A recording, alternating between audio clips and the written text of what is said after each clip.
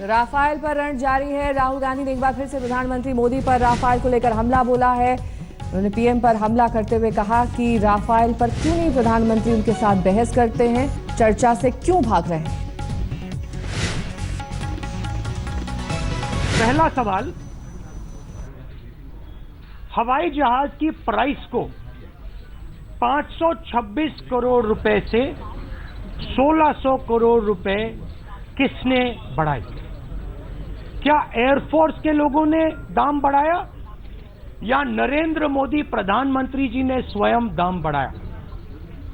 दूसरा, एयरफोर्स को 126 हवाई जहाज चाहिए थे, 36 हवाई जहाज का कॉन्ट्रैक्ट तैयार किया गया। क्या एयरफोर्स ने 36 हवाई जहाज मांगे थे या एयरफोर्स ने 126 हवाई जहाज मांगे थे? तीसरी बात, अनिल अंबानी को कॉन्ट्रैक्ट किसने दिलवाया? हॉलैंड जी ने कहा है कि अनिल अंबानी को कॉन्ट्रैक्ट नरेंद्र मोदी जी ने दिलवाया है। डैसॉल्ट कंपनी की इंटरनल ईमेल्स में कहा गया है कि उनको ऑर्डर मिला था कि हिंदुस्तान की सरकार और प्रधानमंत्री ने कहा था कि अनिल अंबानी को कॉन्ट्रैक्ट दिया जाएगा। और एक बार फिर से राफेल का मुद्दा संसद में गूंज रहा है। राहुल गांधी इस मुद्दे पर इस वक्त बोल रहे हैं। Put foot in the Lok Sabha. Now today, Raksha Mantri is probably going to answer. And with full respect, as a member of the opposition, I have a couple of questions that India, the youngsters of India are asking the Prime Minister. And I would very respectfully ask the Raksha Mantri to answer these questions. What are the questions? Question number one, who decided to raise the price of the Rafale aircraft from 526 crores to 1600 crores? Whose decision was this? Was this an Air Force decision? Was it a Defense Ministry decision? Was it the Prime Minister's decision? And there's a clear-cut answer. There's no confusion. Yes, it was the Defense Ministry's decision. It was not the Prime Minister's decision. Second question. The Air Force requires 126 planes. Who reduced the number of planes to 36? Who took this decision and was national? पहला सवाल, हवाई जहाज की price को 526 करोड़ रुपए से 1600 करोड़ रुपए किसने बढ़ाई? क्या एयरफोर्स के लोगों ने दाम बढ़ाया या नरेंद्र मोदी प्रधानमंत्री जी ने स्वयं दाम बढ़ाया? दूसरा, एयरफोर्स को 126 हवाई जहाज चाहिए थे, 36 हवाई जहाज का कॉन्ट्रैक्ट तैयार किया गया। क्या एयरफोर्स ने 36 हवाई जहाज मांगे थे या एयरफोर्स ने 126 हवाई जहाज मांगे थे? तीसरी बात, अनिल अंबानी को कॉन्ट्रैक्ट किसने दिलवाया? हॉलैंड जी ने कहा है कि अनिल अंबानी को कॉन्ट्रैक्ट नरेंद्र मोदी जी ने दिलवाया है। डैसॉल्ट कंपनी की इंटरनल ईमेल्स में कहा गया है कि उनको ऑर्डर मिला था कि हिंदुस्तान की सरकार और प्रधानमंत्री ने कहा था कि अनिल अंबानी को कॉन्ट्रैक्ट दिया जाएगा। ये मेन सवाल है और हम चाहेंगे, पूरा विपक्ष चाहेगा कि जब रक्षा मंत्री प्राइम मिनिस्टर के बिहाफ पे बोलेंगी तो इन सवालों का जवाब दिया जाए।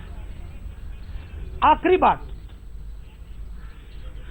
और ये शायद मेन सवाल है, क्या ये जो नई डील बनाई गई 36 एयरक्राफ्ट वाली, इस डील पर हिंदुस्तान की एयरफोर्स के लोगों को, डिफेंस मिनिस्ट्री के लोगों को क्या ऑब्जेक्शन था, हां या ना? मेरा मतलब, कहीं लिखा है, किसी फाइल में लिखा है कि defence ministry is objecting to the new deal? रक्षा मंत्री को हमें यह बताना है कि ऐसी कोई फाइल नहीं है रक्षा मंत्री के पास जिसमें साफ लिखा है कि the negotiating team is objecting to the new deal. ये सवाल है। मैं अंग्रेजी में भी दोहरा देता हूं अंग्रेजी पत्रकारों के लिए। Yesterday well there was a debate in parliament कि हम झूठ बोल रहे हो और जो जनता को दिशा भूल कर रहे हो, लेकिन ये दिशा भूल ये कौन नहीं कर रहे हैं, इसलिए मैं नहीं दे सकती। आपको मैं समझते क्यों नहीं हो? सुप्रीम कोर्ट का जजमेंट पढ़ रहा हूँ और पेज नंबर 25 में लिखा है, वो मैं पढ़ के दिखा रहा हूँ। तो ये है कि ये जो पब्लिक अकाउंट्स कमेटी के सामने आया ना, हमने एग्जामिन नहीं किया, फिर इन्होंने सुप्रीम कोर्ट में क्यों ऐसा झूठ बोला, कौन जिम्मेदार है इसके लिए? और उसके बाद एक तो झूठ का झूठ बोलते हैं, ऊपर से क्या बोलते हैं, सीना चोरी क्या है, चोरी हम ऊपर से सीना। तो ये आदत इनकी हो गई है। इसीलिए मैडम, ये इसीलिए तो हमको इंक्वायरी चाहते हैं, इसीलिए हम जेपीसी चाहते हैं। एक मुद्दा। दूसरा, अब नहीं, आप बैठे हुए लोगों का जवाब नहीं देंगे ना। यहाँ से कोई बैठे बोलेगा ना, वहाँ से बोलेगा, मैडम, और उसका जवाब भी नहीं और कोई प्रॉम्प्टिंग भी नहीं। फैसले का पेज 14 उसमें, अरे वो भी फेस करिए। क्या अगस्त बोल तुम्हारे तो 1000 घोटाले हैं। Nothing is going on record. आप क्यों अगस्त कहते क्या है अगस्त में? क्या 1,30,000 प्लीज, सॉरी, 1,30,000 का घोटाला? ठीक है मैडम स्पीकर, बैठिए।